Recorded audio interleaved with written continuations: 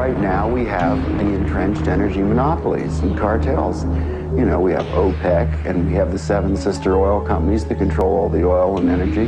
But what people have to understand is that the people who run the energy business in this world, which is the biggest business on the planet, turning over $4 to $5 trillion a year, it's bigger than guns and drugs, it's bigger than defense. They control the newspapers, they control the governments. But these companies are so big that they regulate the government, which regulates them.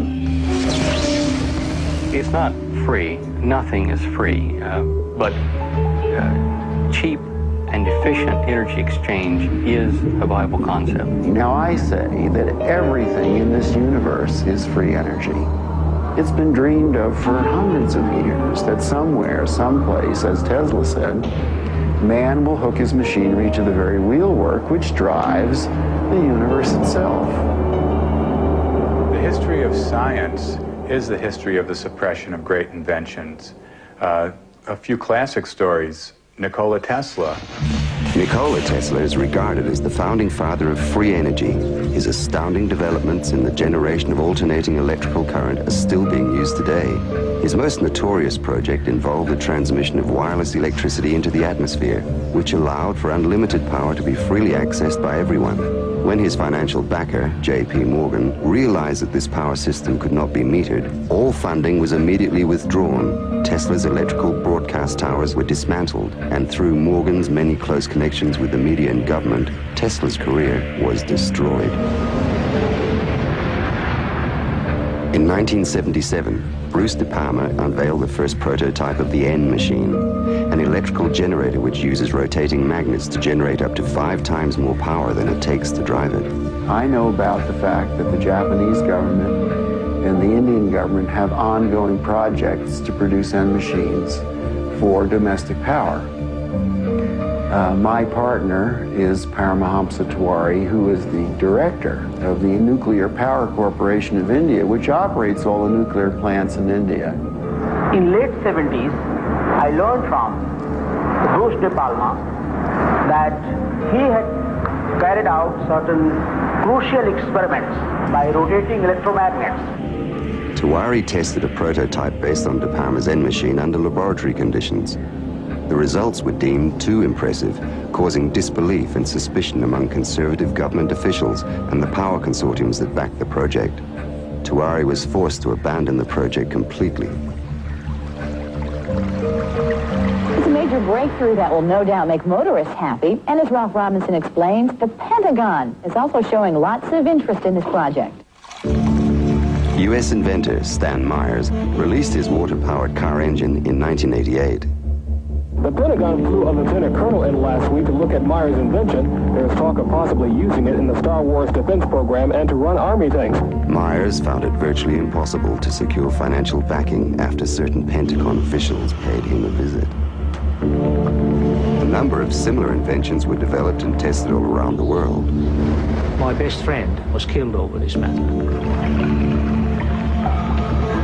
There's a chap here, about 10 minutes away from here, driving. He has been running his car on water since 1986 with the government's permission, provided that he keeps his mouth shut. And with regular intervals, using his own words, they keep warning him to keep his mouth shut. One of our colleagues who have been running car on the water for the 10-year period now, he reckons that it's 26 times more powerful than petrol.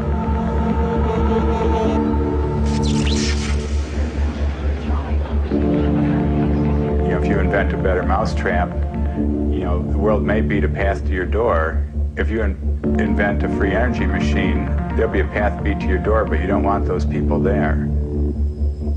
One of the pivotal people that I encountered early in my career was Edgar Mitchell, the astronaut. Liftoff. Liftoff. Edgar J. Mitchell, an Apollo mission astronaut, founded the Noetics Institute in Southern California. The Institute's charter was supposedly to develop alternative energy systems by attracting inventors from all over the country. Mitchell became extremely interested in De Palma's N machine. He made De Palma a paltry offer to buy out the invention, which De Palma naturally refused. He said to me that if I ever tried anything on my own in California, I would get my head blown off. So I was scared to death. The CIA operates through various very innocent-looking fronts to find out what people are thinking and what they're inventing. Now, what's more innocent than a benign institute founded on transcendental principles to help New Age inventors bring free energy into the world? And that situation still exists in the United States today, where a person that really understands what's going on just can't get their idea out because the alternative science and medical fields have been co-opted by the intelligence services. And he converted this little engine to run on water. This is many, many years ago. And he used it for several years. And somehow the news got out, and one day he got visitors, and he was told to dump the engine or else. 3 weeks later, the man was dead. And the coroner's finding was that he fell off the back of a train. He was drunk. Now, it happened that he didn't drink. Even Dr. Townsend T. Brown, the electrogravitic research scientist, has on his 16-millimeter film of his lab test, which we've got here, he has guys with the black suits and black hats come into the place. You can see where the legends come from. I mean, these guys come in and they look like, you know, Bad Bart to Black Man. I mean, it's classic, and these things do happen. There is no progressive science in a world where every scientific idea is evaluated for its military potential. Power, or energy, and control of energy equals power in the new world order that is emerging. If you control the energy, the way we get around, the way we get electricity, the way we have our TVs and video cameras and stuff, if you do the control of the energy, then you've got control of the people.